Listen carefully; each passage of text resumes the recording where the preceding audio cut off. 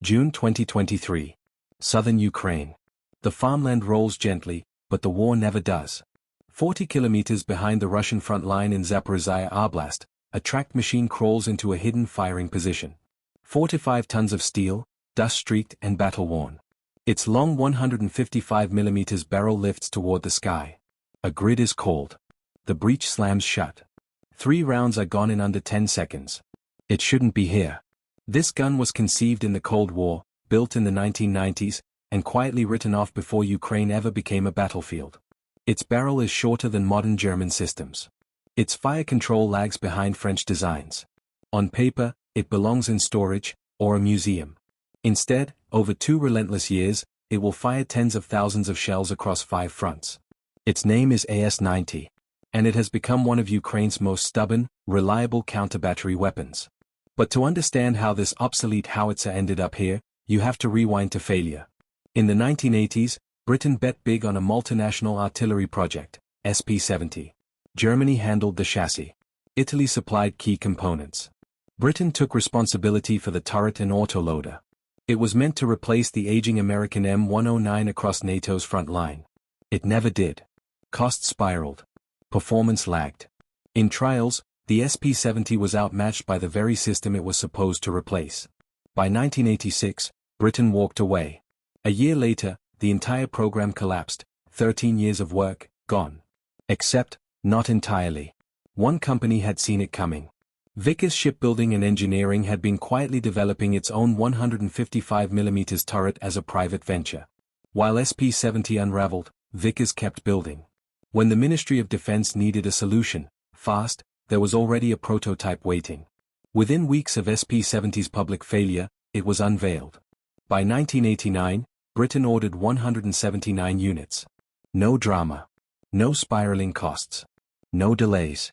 The AS-90 entered production in 1992 and delivered exactly what it promised, a practical, no-nonsense artillery system built to work.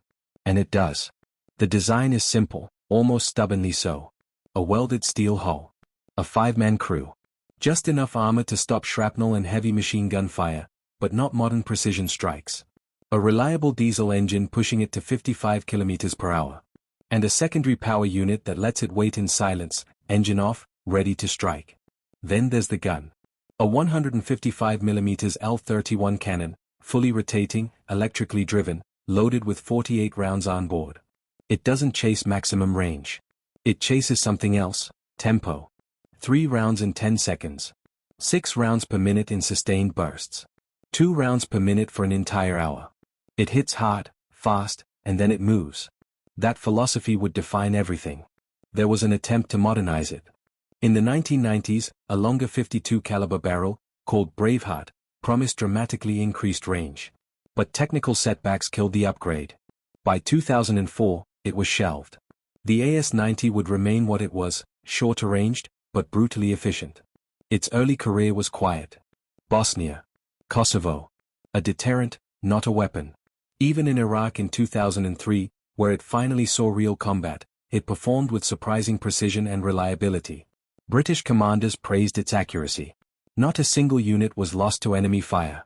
Then, for nearly 2 decades, it faded into the background. Until 2023. When Russia invaded Ukraine, Britain made a decision: send the AS-90. Dozens of them. Ukrainian crews trained quickly, adapting to a system older than many of its operators. By June, it was already firing in combat. And almost immediately, it proved itself. In one early strike, a single AS-90 destroyed 3 Russian howitzers in a single mission. Clean. Precise. Gone. As more units arrived, its role expanded. 5 Ukrainian brigades began operating the system across multiple fronts. Zaporizhia, Kupiansk, Kharkiv, even into Russian territory itself. Losses came, mostly from drones, but the survival rate remained high for a war this intense. Because the AS-90 was never about outranging the enemy. It was about surviving them.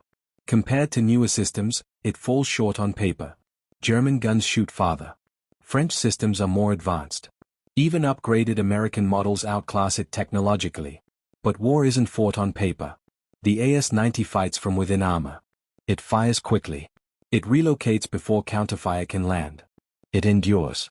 And in Ukraine, that matters more than raw specifications. There's an irony here. The upgraded turret Britain cancelled decades ago lives on in Poland's Krab howitzer, now one of Ukraine's best long-range systems. The version Britain abandoned became someone else's success. But the original? The outdated one? It's still here. Still firing. Still hitting.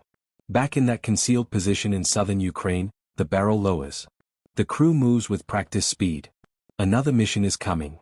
The AS-90 was built for a war in Europe that never happened. Until it did. 30 years late. One generation behind. Not the newest. Not the longest range. Not the most advanced.